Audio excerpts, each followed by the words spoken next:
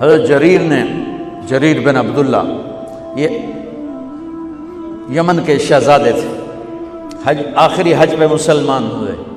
اپنے نوکر سے فرمایا گھوڑا خرید کے لا، میں پیسے یہاں پیمنٹ کروں گا. وہ منڈی میں گیا، 300 روپے کا گھوڑا لے کر آیا. جب انہوں نے گھوڑوں کو دیکھا تو وہ قیمتی تھا، مالک کو پتہ نہیں تھا، اور یہ گھوڑوں کی نسل کے پہچاننے والے اس سے کہنے لگے تیرے گھوڑے کے 400 کر دوں؟ کر دوں. بڑا حیران ہو کے دیکھنے لگا، بھائی کہ آپ تو مجھے چیز خریدنی ہے تو میں گھٹاتا ہوں، اور اجمل نے بیچنی ہے تو یہ اس کی قیمت بڑھاتا ہے، اور یہاں خریدار کہہ رہا ہے 400 کر دوں. وہ کہنے لگے کر دو. کہ 500 کر دوں؟ کہنے لگا کر دو. کہ 600 کر دوں؟ اور وہ تھوڑا تھوڑا گھبرانے لگا، بھائی یہ چکر کی ہے. 700 کر دوں؟ 800 کر دوں؟ وہ کہنے لگا حضور تسی لینا تو لو، پر میرا مذاق تھا نا، تسی اڑاؤ. کدی لین والے بھی پیسے بتائے، تسی میں نے 300 دے میں جاواں.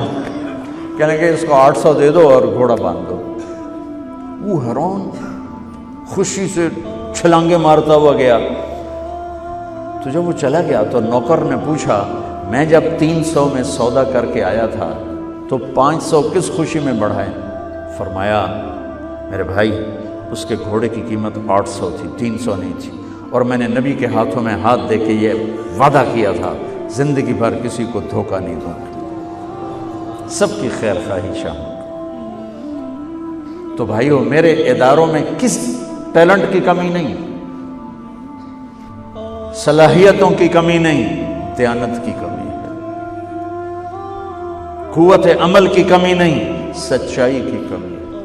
حجاج بن یوسف ایک ظالم گورنر گزرا ہے، اس کے خلاف بغاوت ہوئی، وہ ناکام ہو گئی. تو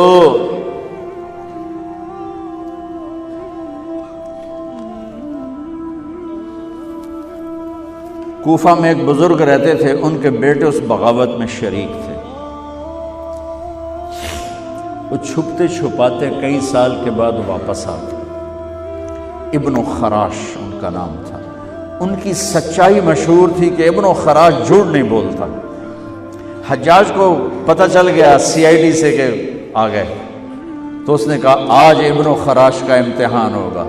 اس کو کھانے پہ بلایا، عنوان ہی نہیں بنایا تفتیش کا، کھانے پہ بلایا اور کھانا شروع ہو گیا. باتوں باتوں میں کہتا ہے ابن خراش آپ کے بیٹے ہمارے خلاف لڑ کے بھاگ گئے تھے، کوئی پتہ؟ تو ابن خراش ہنس پڑے، کہنے لگے حجاج زندگی موت تو اللہ کے ہاتھ میں ہے، گھر آئے بیٹھے.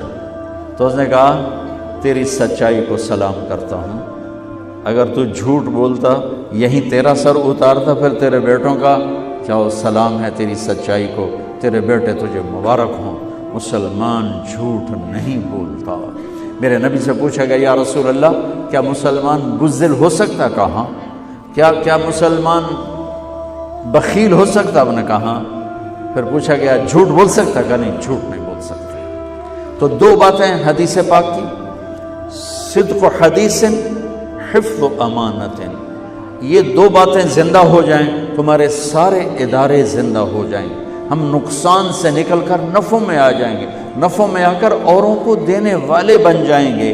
اس ملک میں اتنے خزانے اللہ نے چھپائے ہیں، اور اس ملک میں اتنے اللہ نے استعداد والے لوگ پیدا فرمائے ہیں. صرف دو چیزوں سے ہم مار کھا رہے ہیں، ہمارے جو ادارے ڈوب رہے ہیں، وہ گلگت سے لے کر گوادر تک، اس میں وسائل کی کمی نہیں، سچائی کی کمی ہے، دیانتداری کی کمی ہے. اور یہ ریلیٹڈ ہے رب ہونے کے ساتھ، کہ ہم نے اللہ کے رب ہونے میں شک کیا تو ہم غلط راہوں پہ چل پڑے. رب تو اللہ ہے، دینے والا تو اللہ ہے.